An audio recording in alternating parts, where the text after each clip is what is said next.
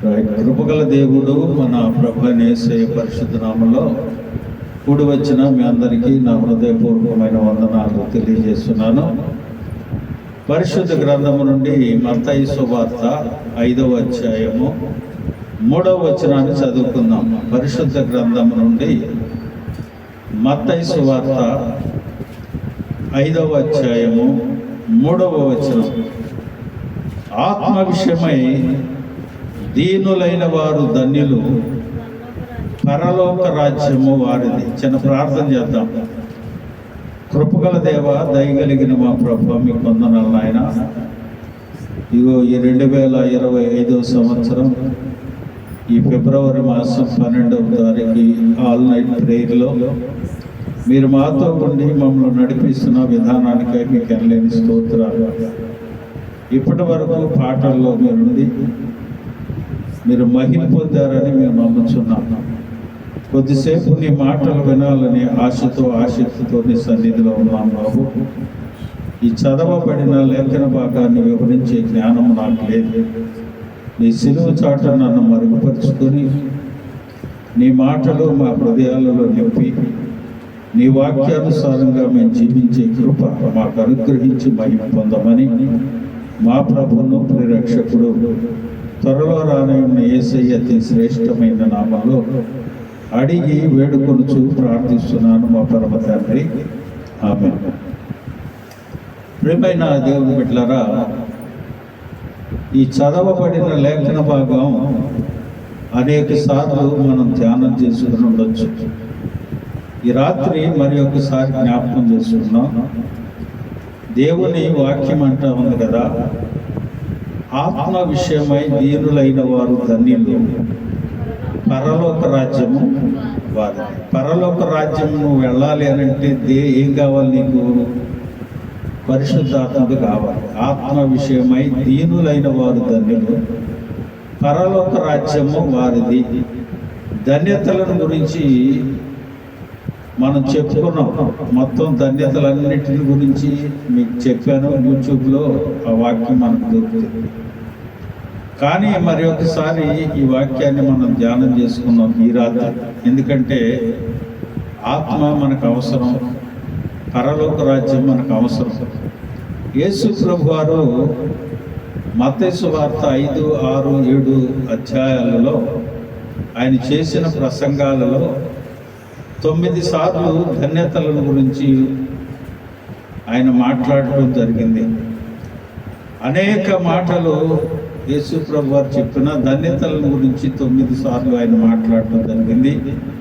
యేసు క్రీస్తు లోకానికి వచ్చింది మానవులకు సంతోషాన్ని, సమాధానాన్ని, దీవెనలను, క్రొత్త జీవితాన్ని ఇవ్వటానికి ఆయన ఈ లోకానికి వచ్చాడని మనం నమ్ముతాం. అయితే మానవుడు వాటిని పొందుకోవడానికి కొన్ని సూత్రాలు తెలియజేశారు.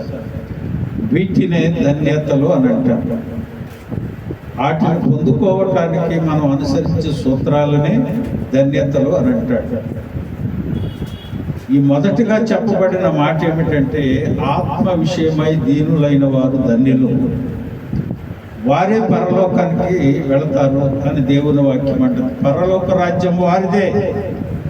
ఎవరిది పరలోక రాజ్యం? ఆత్మ విషయమై దీనులైన వారిది. అయితే కొన్ని ప్రశ్నలు మనం ఇక్కడ ఆలోచించుకోవాలి. ఎలాగో ఆత్మ విషయమై దీనత్వం అంటే ఏంటి? ఆత్మ విషయం దీనత్వంగా ఉండటం అంటే ఏంటి?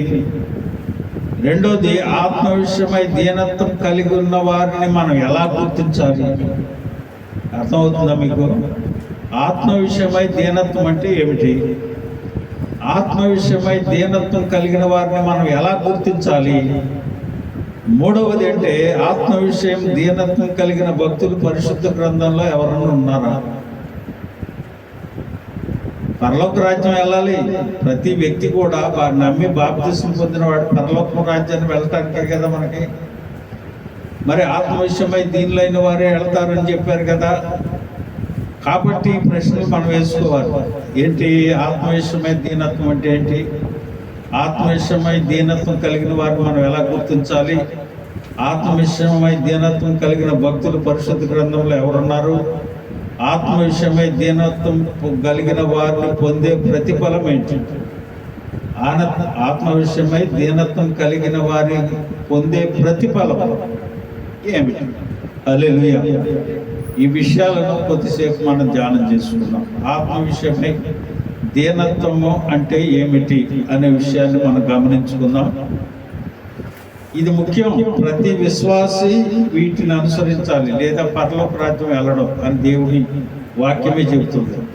కాబట్టి ఆత్మ విషయమై దీనత్వం అంటే ఏంటి అని మనం ఆలోచిస్తే, పరిశుద్ధ గ్రంథంలో ఇద్దరు వ్యక్తులు దేవుని సన్నిధిలో ప్రార్థించడానికి వెళ్ళారు. వారు ఎవరో? పరిసయ్యుడు, తర్వాత సుంకరి. ఇద్దరు వ్యక్తులు దేవుని సన్నిధిలో ప్రార్థించడానికి వెళ్ళారు. అక్కడ చెప్పబడుతున్న మాట ఏమిటంటే, లూకాసు వార్త 18వ అధ్యాయము 10వ నుంచి మనం 14 వరకు మనం చదువుకుంటే, ఆ ఇద్దరు వ్యక్తులను గురించి అక్కడ తెలియజేయబడింది. ఏమిటి అనంటే, పరిసయ్యుడు నిలవబడి, దేవా, నేను చోరులను, అన్యాయస్తులను, వ్యభిచారులనైనా, ఇతర మనుషుల వలనైనను, ఈ సుంకరి వలనైనను. చూడండి, ఇద్దరు మోకరు నుంచి ప్రార్థన చేస్తున్నారు. ఇక్కడ చూడండి, నా పక్కన ఉన్నాము చూడండి. ఎప్పుడు ప్రార్థనకు రాదు, జయంతి చేయదు, అది చేయదు. నేనేమో ఉపవాసాలు ఉంటాను, నేను చేస్తాను, అవి చేస్తాను, ఇది చేస్తాను. ఇదిగో ఈ అమ్మాయి కంటే నేనే ఎక్కువ అన్నట్టుగా ఈయన ప్రార్థన చేస్తున్నాడు. ఏమంటున్నాడు? చోరులను, అన్యాయస్తులను, వ్యభిచారులైన ఇతర మనుషుల వలనైనను, ఈ సుంకరి వలనైనను అంటున్నాడు. పక్కనోడిని పోలుస్తున్నాడు. అంటే ఆడికంటే నేను గొప్పవాడిని అన్నట్టుగా ప్రార్థిస్తున్నాడు. చూడండి, ఉండనందుకు నీకు కృతజ్ఞతాస్తుతులు చెల్లిస్తున్నాను. మళ్ళీ దేవుడికి కృతజ్ఞతాస్తుతులు చెల్లిస్తున్నా అంటే ఈయన, ఈ గొప్ప వ్యక్తి మరి చెల్లించున్నాను. వారానికి ఏం చేస్తున్నాడంట? ఈయన 2 మారులు ఉపవాసం చేస్తున్నాడట. నా సంపాదన అంతటిలో 10వ వంతు చెల్లిస్తున్నాను. తనలో తాను ఏమనుకుంటున్నాడు? ప్రార్థిస్తున్నాడండి. ఈయన ప్రార్థన ఎలా చేస్తున్నాడో చూసారా? మీరు ఆలోచిస్తున్నారా? లోకంలో ఉన్నవారిని పోలిసాడు, పక్కన ఉన్నవాడిని కూడా పోల్చుకుంటున్నాడు. వీళ్ళందరికంటే నేనే గొప్పవాడిని అన్నట్టుగా ప్రార్థిస్తున్నాడు. ఆ పక్కన ఉన్న సుంకరి ఎలా ప్రార్థన చేస్తున్నాడు చూడండి. అయితే సుంకరి దూరముగా నిలుచుండి ఆకాశం వైపు కన్నులెత్తుటకైనను ధైర్యము చాలక. చూడండి, ఆకాశం వైపు కన్నులెత్తటానికి కూడా ధైర్యం సరిపోవట్లేదు. రొమ్ము కొట్టుకొనొచ్చు, అయ్యో అంటున్నాడు. తర్వాత ఏమంటే చూడండి, దేవా, పాపినైన నన్ను కరుణించుమని పలికి దేవుని సన్నిధిలో ప్రార్థన. అయ్యా, నేను పాపిని, ఆకాశం వైపు కన్నులెత్తి నేను చూడటానికి కూడా నేను అర్హత కలిగిన వాడిని కాదు అని ప్రార్థించాడు. వెంటనే దేవుడు ఏమన్నాడు చూడండి, అతని కంటే ఇతడు నీతిమంతుడుగా తీర్చి. హల్లెలూయా. ప్రియమైన దేవుని బిడ్డలారా, నువ్వు ప్రార్థన చేసేటప్పుడు నువ్వు పలికే మాటలు, నీవు పలికే తీరు, ఆ దీనత్వము దేవుని సన్నిధిలో కనిపించాలి. లేదనుకోండి, పరలోక రాజ్యం నీది కాదు. దేవుని వాక్యం అంటుంది, ఆత్మ విషయమై దీనులైన వారు ధన్యులు, పరలోక రాజ్యం వారిది. ఆయన అంటున్నాడు, దేవుని వైపు పాపినైన నన్ను కరుణించున్నాయి అని అంటున్నాడు. దీనత్వం అంటే ఆత్మ విషయమై దీనులైన వారు ధన్యులు అని అంటే, ఆత్మ విషయమై దీనత్వము కలిగిన వ్యక్తిని మనం ఇక్కడ చూసాం. అది మొదటిగా మనకు దొరికిన ఆన్సర్. ఆత్మ విషయమై దీనత్వం అంటే ఏమిటి అని అంటే, తన్ను తాను దేవుని సన్నిధిలో తగ్గించుకొని ప్రార్థించటం. హల్లెలూయా. అది ఆత్మ విషయమై దీనత్వం అంటే. రెండవది ఏంటి? ఆత్మ విషయమై దీనత్వం కలిగి ఉన్నామని మనం వారిని ఎలా తెలుసుకోవాలి? ఆత్మ విషయమై దీనత్వం కలిగి ఉన్న వ్యక్తి అని మనం ఎలా గుర్తించాలి? అతన్ని ఎలాగునా? ఎలాగ గుర్తించాలి మనం? చూడండి,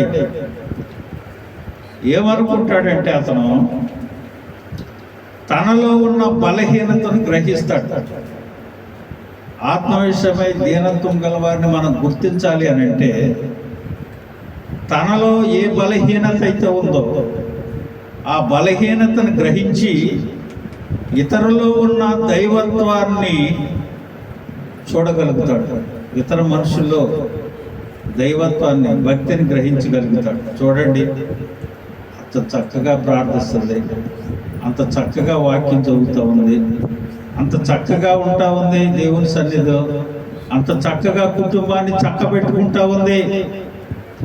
అలాగ మనం గ్రహించుకోగలం. తను తాను తగ్గించుకొని ఎలా ఉంటుందట, తనలో ఉన్న బలహీనతను గ్రహిస్తాడు. ఏమిటి నీ బలహీనత? ఒకవేళ నీకు కోపం ఉండొచ్చు, ఒకవేళ ఇతరుల మీద ద్వేషం ఉండొచ్చు, ఇతరులను ప్రేమించే తత్వం నీలో లేకపోవచ్చు, వారి గురించి ప్రార్థించడానికి నీకు మనసు కలిగి ఉండకపోవచ్చు, ఎదుటి వారి భక్తిని కనబరచకుండా వారి భక్తిని హీనపరిచేటట్లుగా ఉంటాడు. చూడండి ఏమంటాడు, ఎదుటి వారిని భక్తిగా ఉన్నారు, ఆమె భక్తిగా ఉంటుంది నా సహోదరుడు, నేను ఎందుకు అలా ఉండలేకపోతా ఉన్నాను? దాన్ని గ్రహించుకొని సరి చేసుకుంటాడు. అప్పుడు అతనిలో ఆత్మ విషయమై దీనులుగా ఉన్నవారిని మనం గమనించుకోగలుగుతాం. ఆ దీనత్వం వలనే తనను గ్రహించుకోగలుగుతాం. అలాగనే ఏం చేస్తాడు, తన సమయాన్ని ఎక్కువగా ప్రార్థించడానికి ఉపయోగించుకుంటాడు, దేవుని వాక్యాన్ని చదవడానికి ఉపయోగించుకుంటాడు. చూడండి, ఏం చదివినా, ఎక్కడికి వెళ్తా ఉన్నా, బస్సులో కూర్చున్నా, నడుస్తూ ఉన్నా, పనిచేస్తూ ఉన్నా దేవుని ఆత్మ చేత నడిపించబడతా ఉంటాడు. ఆ దీనత్వం తనలో కనిపిస్తూ ఉంటాడు. పని చేసుకుంటున్నా దేవుణ్ణి జ్ఞానం చేసుకుంటున్నా. మా గురువుగారు ఉండవు, నేను నైట్ డ్యూటీ చేస్తూ ఉంటే ఆయన ఈవినింగ్ డ్యూటీ చేసి పడుకున్నాడు నా దగ్గర క్యాబిన్. ఏదన్నా నాకు బైబిల్ చదువుకుంటే తెల్లవారు 6:30, 7 అయినా కానీ నేను ధ్యానం చేసే వాక్యమే కానీ చదివే బైబిల్ ఇదిలోనే కానీ చదువుతానే ఉండేవాడిని. తెల్లారుతా ఉన్నా, అసలు కంటి మీద నిద్ర అనేది వచ్చేది కదా. ఏదైనా నాకు డౌట్ వచ్చి ఆయన లేవటానికి అయ్యా గురుగారు అని ఇలా అంటే హల్లెలూయా అని లేచాడు. లెగటమే ఏమన్నాడు, హల్లెలూయా స్తోత్రం ఆయన అనేవాడు. నువ్వు నిద్రలో లేపినా అనేవాడు ఆయన. అంటే ఆయన ధ్యాస దేని మీద ఉంది? ప్రభువు మీద ఉంది. ప్రభువునే ఆయన ఆరాధిస్తూ ధ్యానం చేసుకుంటూ నిద్ర అయినా మెలకుగా ఉన్న ప్రభులోనే ఆయన తీస్తుంటాం. వాడిని చూస్తాం మనం.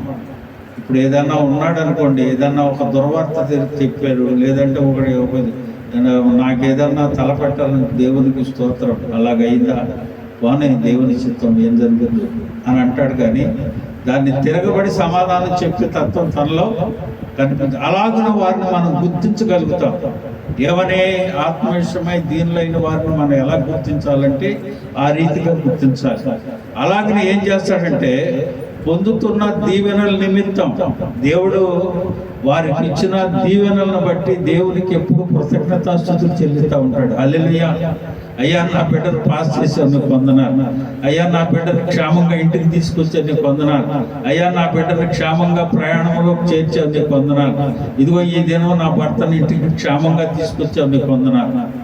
కృతజ్ఞత కలిగి ఉంటాడు ప్రతి విషయంలో. ఏ విషయంలో గుర్తుపెట్టుకోండి.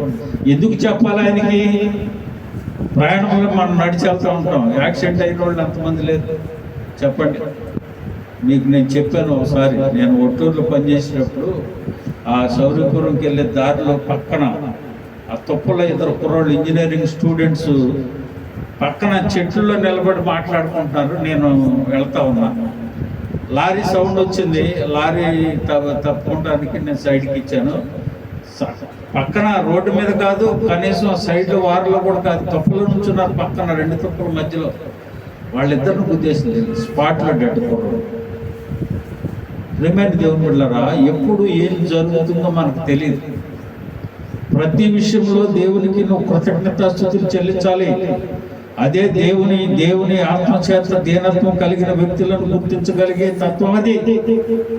నిజంగా వీరు దీనత్వం కలిగిన ఆత్మ విషయమై దీనత్వం కలిగిన వ్యక్తులండి వీళ్ళు. దేవునికి స్తోత్రం, హల్లెలూయా. ప్రతి విషయంలో అది శుభవార్త అవని దుర్వార్త అవనే కాక దేవునికి స్తోత్రం, ఆయన చిత్తం నెరవేరును కాక, హల్లెలూయా. ప్రతి విషయంలో దేవునికి స్తోత్రాలు చెప్తారు. వారిని అలా గుర్తించగలుగుతాం. దీనత్వం అంటే ఏమిటి? దీనత్వం కలిగిన వ్యక్తులు ఎవరున్నారు అని గుర్తించాం కదా మనం. చూడండి 2వ సమూయేలు గ్రంథం 7వ అధ్యాయం 18వ వచనాన్ని చూడండి ఒకసారి. 2వ సమూయేలు గ్రంథం 7వ అధ్యాయం 18వ వచనం. దావీదు రాజు దొరకలేదా? దావీదు రాజు లోపలికి ప్రవేశించి యెహోవా సన్నిధిని కూర్చుండి, ఎక్కడ కూర్చున్నాడు ఈయన? దేవుని మందిరంలోకి వెళ్ళాడు. ఇలాగ ప్రార్థన చేస్తున్నాడు. ఏమని ప్రార్థన చేస్తున్నాడు చూడండి. నా ప్రభువా యెహోవా, ఎంతగా నీవు నన్ను హెచ్చించుటకు నేనెంతటి వాడునో, నా కుటుంబము ఏ పాటిది. హల్లెలూయా. ఒక రాజుగారు దేవుని సన్నిధిలోనికి వెళ్ళి ప్రార్థన చేస్తున్నాడంటే, అయ్యా ఒక గొర్రెలను కాసుకునేవాడు బాబు, ఈ రోజున తీసుకొచ్చి నీ ప్రజలైన ఇశ్రాయేలుకు నన్ను రాజును చేశావు, ఇంతగా నన్ను హెచ్చించావు, నేనే పాటి వాడిని నాయన. నువ్వు ప్రార్థన చేసినప్పుడు ఇది ఉండాలమ్మా. దీనత్వం అంటే ఇదే. నేను ఎంతటి వాడు బాబు, అసలు నేను ఏ పాటి వాడిని, ఇంతగా నువ్వు నన్ను హెచ్చించడానికి నేను ఏ పాటి వాడిని నాయన. నేను నా కుటుంబం ఏ పాటిది, నీ ఆశీర్వాదం నుండి నా కుటుంబము దీవించబడతా ఉంది. నేను నా కుటుంబము నిత్యము నీ సన్నిధిలో ఉండేటట్టు దాన్ని ఆశీర్వదించమని ప్రార్థిస్తున్నాడు. హల్లెలూయా. ప్రియమైన దేవుని బిడ్డలారా, ఈ రాత్రి గమనించుకో. ఆత్మ విషయమై దీనత్వం కలిగిన వ్యక్తులను గుర్తించగలిగి ఎలా ఉంటారో ప్రార్థన, ఎలా చేస్తున్నాడో ప్రార్థన, ఆవిడ చేసే ప్రార్థనను బట్టి ఆ దీనత్వాన్ని నువ్వు గుర్తించగలగవచ్చు. అందుకనే దేవుడు వారిని ఇలా ఆశీర్వదిస్తున్నాడు. ప్రతి విషయములలో దేవునికి వారు కృతజ్ఞతాస్తుతులు చెల్లిస్తున్నారు కనుకనే వారిలో అధ్యయనత్వం చూసిన దేవుడే వారిని ఆశీర్వదిస్తున్నాడు. నీ ఆశీర్వాదం ఉంది, నా కుటుంబం ఆశీర్వదించబడతా ఉంది. హల్లెలూయా. ప్రియమైన దేవుని బిడ్డలారా, ఈ రాత్రి దేవుని మాటలు వింటున్న నీవు చేసే ప్రార్థనే నీ ఆశీర్వాదానికి కారణం అవుతుందని గుర్తించు. రెండవది చూడండి, దావీదు 3వది కదా. మొదటిది ఆత్మవిషయమై దీనత్వం అంటే ఏమిటి చదువుకున్నాం. ఆత్మవిషయమై దీనత్వం కలిగిన వారు ఎలా ఉంటారో తెలుసుకున్నాం. తర్వాత ఆత్మ విషయమై దీనత్వం కలిగిన వ్యక్తులు పరిశుద్ధ గ్రంథంలో ఎవరన్నా ఉన్నారా అనే విషయాన్ని మనం తెలుసుకుందాం. చూడండి, యెషయా గ్రంథము 6వ అధ్యాయము 5వ వచనం. యెషయా గ్రంథము 6వ అధ్యాయము 5వ వచనం. అయ్యో, నేను అపవిత్రమైన పెదవులు గలవాడను, అపవిత్రమైన పెదవులు గల జనుల మధ్య నేను నివసించును అని అంటున్నాడు. ఏమంటున్నాడండి? ఒక ప్రవక్త అంటున్నాడు కదా, అయ్యా నేను అపవిత్రమైన పెదవులు గలవాడును, అయ్యా అపవిత్రమైన పెదవులు గలవాడును, అపవిత్రమైన పెదవులు గల జనుల మధ్య నేను నివసించువాడును, నేను నశించేవాడిని, నేనే పాటివాడిని అయ్యా అని అంటున్నాడు. ఒరే బాబు, అలా కాదు, అదిగో అక్కడ మండుచున్న కారును తీసి నీ పెదవులకు తగిలిస్తాను, పవిత్రుడు అవుతావు దేవుడు అంటున్నాడు. హల్లెలూయా. ఈ రాత్రి నువ్వు ఎంతటి వాడు తగ్గించుకొని దేవుని సన్నిధిలో నీవు ఉంటే దేవుడు ఆ పెదవులో నీ కారును తీసుకొని పెదవులతో ముట్టి ఆ పెదవుల నుండి వచ్చే మాటలను, అపవిత్రతను ఈ రాత్రి తీసివేస్తాడు దేవుడు. హల్లెలూయా. చూడండి, రోమపత్రికలో పౌలు గారు అంటాడు కదా, 7వ అధ్యాయము 24వ వచనంలో, అయ్యో నేనెంత దౌర్భాగ్యుడను, ఇట్టి మరణమునకు లోనగు ఈ శరీరము నుండి నన్ను ఎవడ విడిపించను. నేను దౌర్భాగ్యుని అయ్యా, దౌర్భాగ్యుని నేను. ఈ రాత్రి ఆ రీతిగా ప్రార్థన చేయగలిగితే ప్రభువు నిన్ను హెచ్చిస్తాడు, నీకు ఆత్మను అనుగ్రహిస్తాడు, పరలోక రాజ్య పౌరసత్వాన్ని నీకు అనుగ్రహిస్తాడు. అలాగ నువ్వు తగ్గించుకోగలిగితే. అయితే మనం ఇప్పుడు చివరిగా తెలుసుకోవాల్సిన విషయం ఏంటంటే, అలాగన మనం ఉంటే మనకు వచ్చే లాభం ఏంటి, ప్రతిఫలం ఏంటి? మనం చూడండి, ఒకటోటిగా 4 విషయాలు చెప్తాను చూడండి. యెషయా గ్రంథము 66వ అధ్యాయము 2వ వచనం. నీవు అలాగ ఉంటే, ఆత్మ విషయమై దీనత్వం కలిగి ఉంటే, దీనత్వం కలిగి నువ్వు ఉంటే, ఆయన ఎందు నువ్వు దీనుడిగా ఉంటే కలిగే ప్రతిఫలం చూడండి. ఒకటి ఏముంది అక్కడ? 66:2 యెషయా గ్రంథం. ఎవడు దీనుడై నలిగిన హృదయము గలవాడై నా మాట విని వణుకును, వారి మీద నేను ఏముంచుతాడంట? కనుదృష్టి ఉంచుతాడు. నీవు ఎప్పుడైతే దీనుడవై ఉంటావో అప్పుడు ఆయన కనుదృష్టి ఎట్లా ఉంటుందట? నీ మీద, నీ కుటుంబం మీద, నీ బిడ్డల మీద ఉంటుంది. ఆయన కనుదృష్టి నీ మీద ఉండాలి అని అంటే దీనత్వం కలిగి ఉండాలి, ఆత్మ విషయమై దీనుడవై ఉండాలి. రెండవదిగా చూడండి, కీర్తన గ్రంథము 34వ కీర్తన 18వ వచనం. విరిగిన హృదయము గలవారికి యెహోవా ఆసన్నుడు, నలిగిన మనసు గలవారిని ఆయన రక్షించు. హల్లెలూయా. ఎలాగనంట? ఏం చేస్తాడంట? ఆయన దృష్టి ఉంచుతాడు. నలిగిన హృదయం గలవారికి ఆయన ఆసన్నుడు అంటే దగ్గరుంటాడంట, వచ్చేస్తాడంట నీ దగ్గరికి. కనుదృష్టి నీపై ఉంచుతాడు, నీ దగ్గరికి ఆసన్నుడు అవుతాడు. 4వ చూడండి, 51వ కీర్తన 17వ వచనం. నలిగిన మనసే దేవునికి ఇష్టమైన బలులు. దేవ, నలిగిన హృదయము నీవు అలక్ష్యము చేయవు. నలిగిన హృదయము గలవారిని ఆయన అలక్ష్యం చేయకుండా కనుదృష్టి నీపై ఉంచి నీ దగ్గరకు వచ్చి నీకేం కావాలో ఆయన అనుగ్రహిస్తాడు. చివరిగా ఒక వాక్యం చెప్పి ముగిస్తాను చూడండి. యెషయా గ్రంథము 57వ అధ్యాయము 15వ వచనం తీసి అందరు చదవాలి. 57 యెషయా గ్రంథం 15. మహాగణుడును మహోన్నతుడును పరిశుద్ధుడును నిత్య నివాసి అయి ఉన్నవాడు ఇలాగూ సెలవిస్తున్నాడు. ఎవరంట ఆయన? మొదటి నుంచి చదవండి. మహాగణుడు, మహోన్నతుడు, పరిశుద్ధుడు, నిత్య నివాసి అయి ఉన్నవాడు ఎలాగూ సెలవిచ్చుచున్నాడు. నేను మహోన్నతమైన పరిశుద్ధ స్థలములో నివసించువాడను.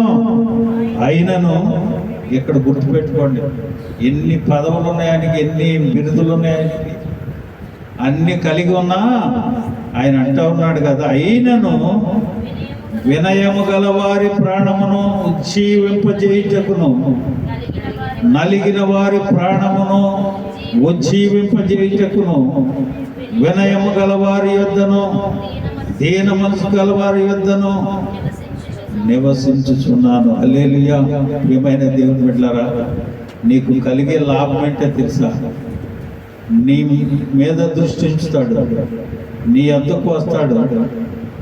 నీవు ప్రార్థన చేస్తే నీ యొద్దకు వచ్చే ఆయన నివాసం చేస్తాడు.